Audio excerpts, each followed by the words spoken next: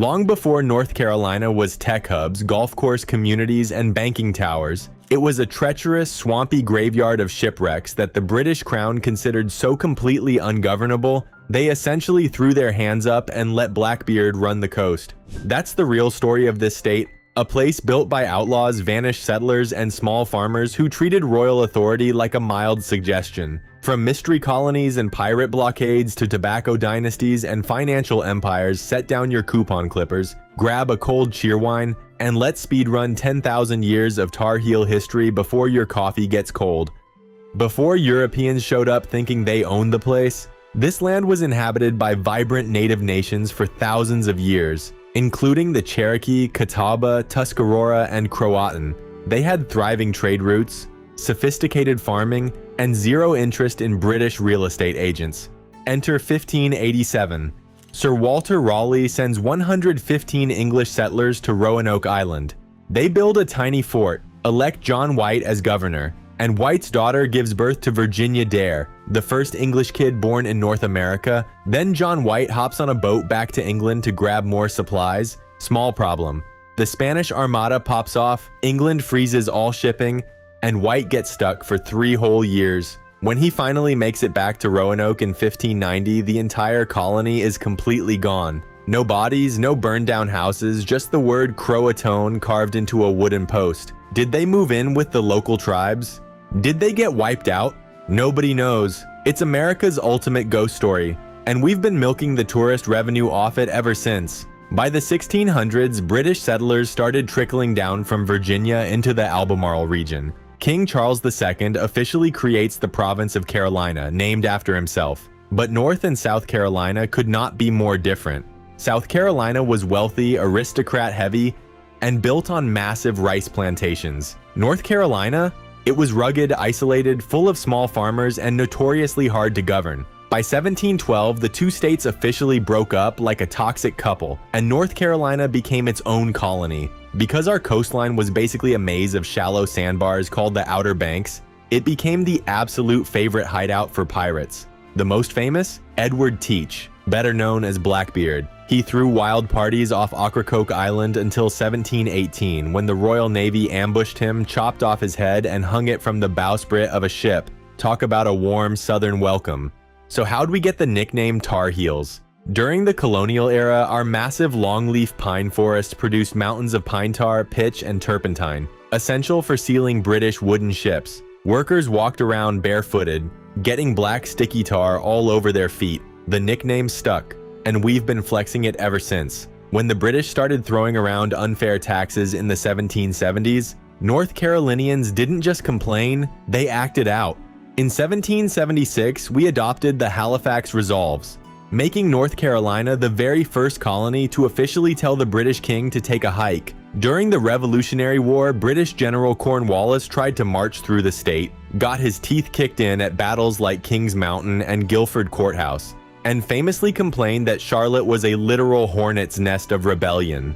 We loved that insult so much we put a hornet's nest on our police badges and named our NBA team after it. You probably think California had the first American gold rush, right? Wrong.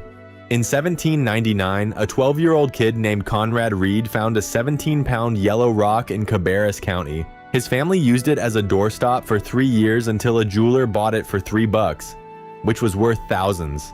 That sparked America's very first gold rush, making North Carolina the country's main gold supplier, until the 49ers took the spotlight in 1849. Despite the gold, the early 1800s were rough. The state was so underdeveloped, poor, and politically stagnant that outsiders mocked it as the Rip Van Winkle state, because it looked like North Carolina was fast asleep while the rest of the country modernized.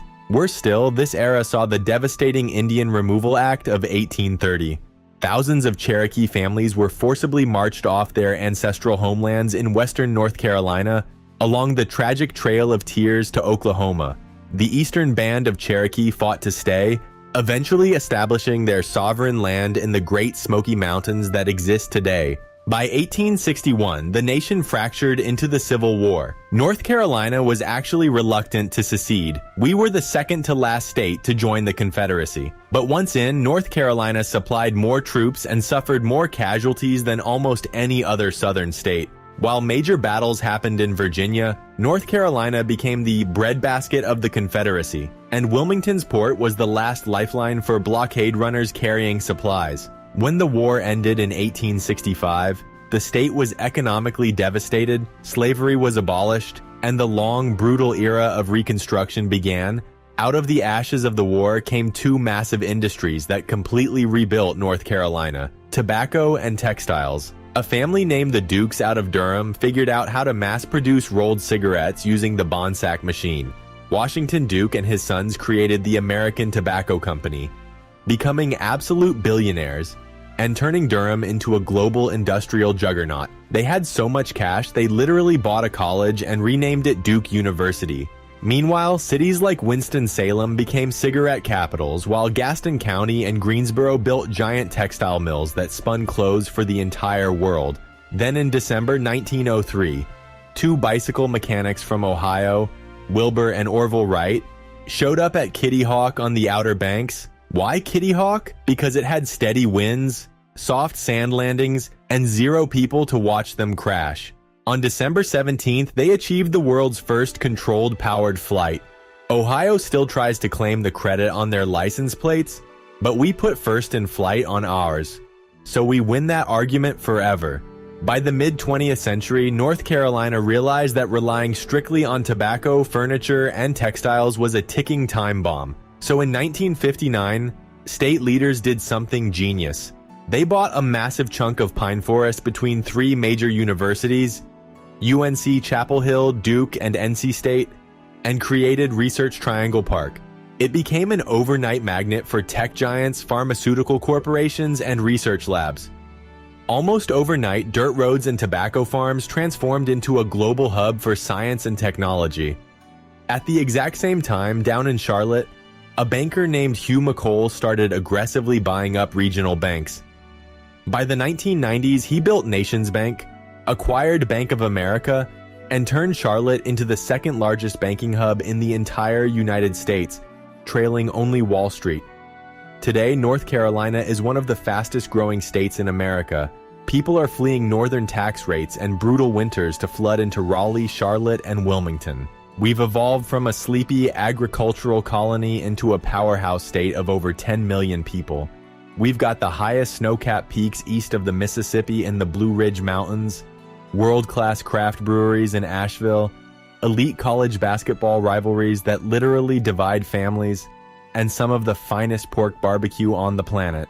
Whether you like Eastern vinegar sauce or Western Lexington style, and yes, people will actually fight you over that choice. From a lost colony carved into a tree to the financial and tech capital of the American South, that is the entire history of North Carolina.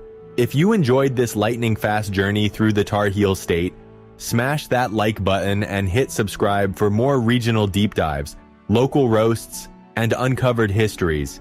Drop a comment below and let us know, what part of North Carolina history surprised you the most, or what local story did we miss? Thanks for watching, y'all. We'll catch you in the next one.